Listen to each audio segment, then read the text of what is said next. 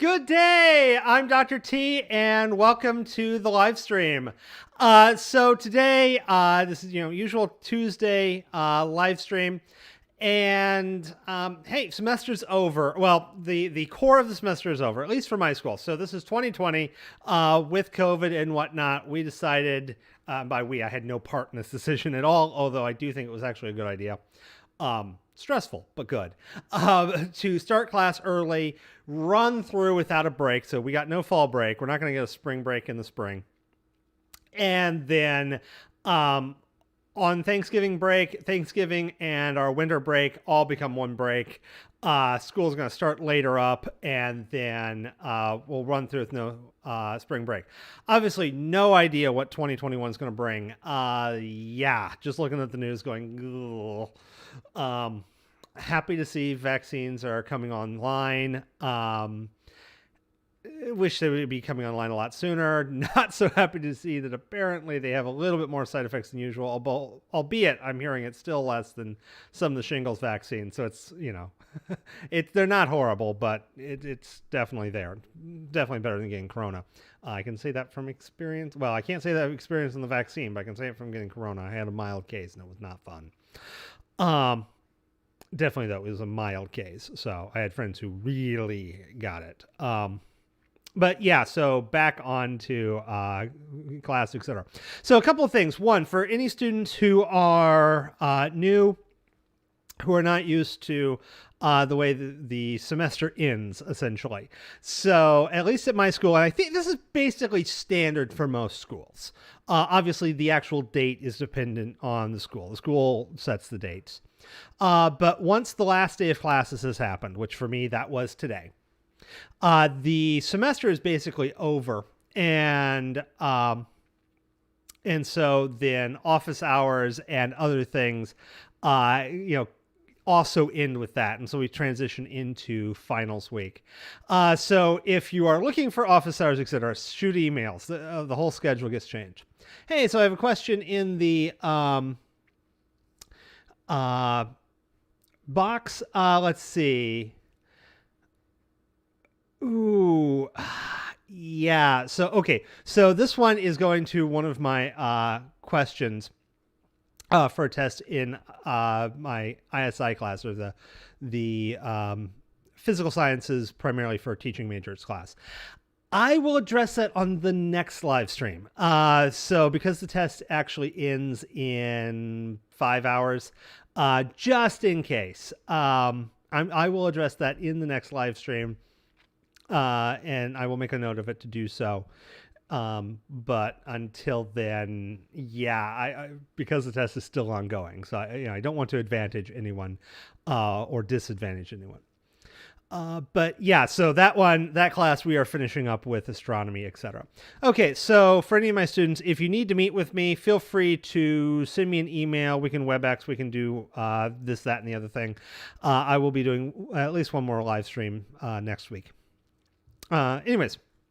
Okay, so I don't have any questions pre-prepared. Once again, I'll get to that star question here in the next live stream. It is Thanksgiving, so talk a little bit of turkey, or in this case, tubers.